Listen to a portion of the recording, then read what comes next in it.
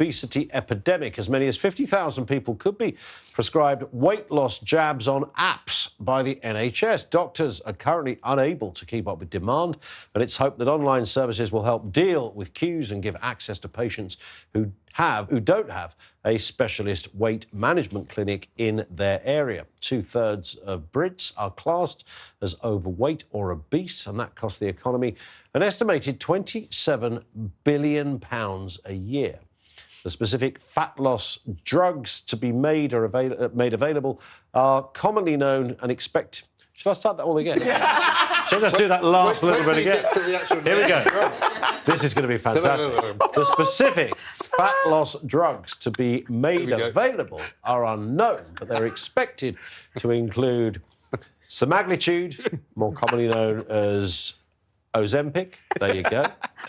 Under new proposals published today, people referred to specialist weight management services will be able to skip the waiting list for in-person treatment and have easy access to the drug. Well done. Thank you very much. I actually have the wrong glasses on. I didn't say anything at all. That old chestnut. Mike, I'm telling you, I can only see.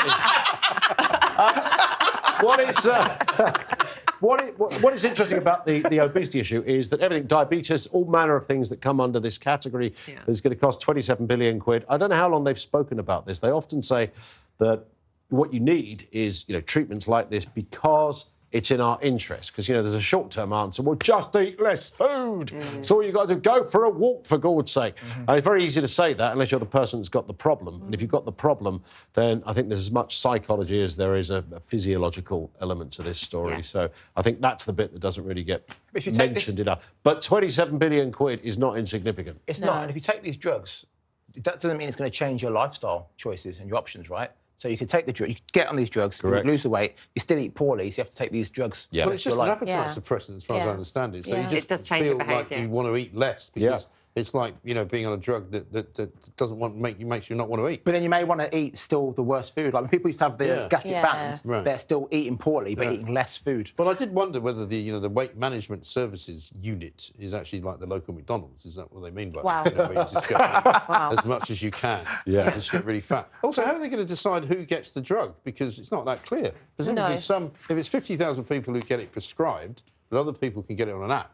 You do have to have... get it? No, you do have to have a clinical appointment before you can get it on the app, and it will be people for a BMI of over 35, But they can get it without seeing a doctor? No, you do have to have a clinical appointment, face-to-face, in-person clinical appointment, before you're then referred to an app. With whom? So somebody who does weight loss management or a GP. Yeah, a doctor. The thing is... my understanding is you can get the stuff without seeing a doctor. That's part of the controversy. No, but you get referred by a doctor, first of all. Yeah, and then instead of going to a weight management... You can't see a doctor now for all sorts of other things. So how are you going to see a doctor for this? The thing is, with these drugs, is that you do need to be monitored because of the side effects. And like Mike said, is that you can actually... if you have the money, you can just buy them, from online clinics. And, they say that they refer you, they often don't.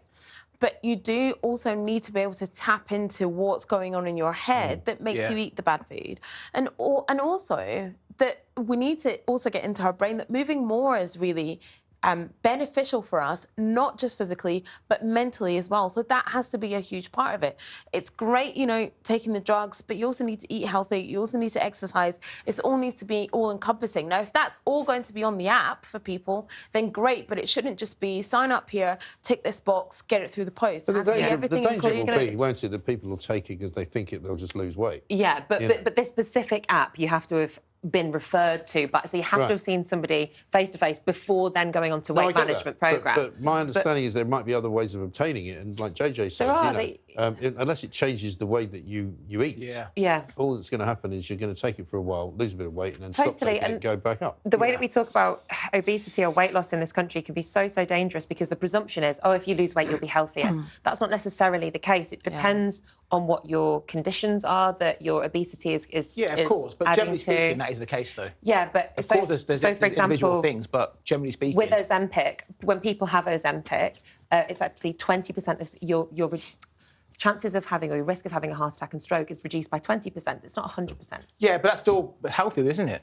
Yes, JK. Yeah, but it is. You say you're wrong. I think there's a lot of papering over cracks here. However, there is some, apparently, good news for the NHS. Big £250 million funding boost to create 900 beds.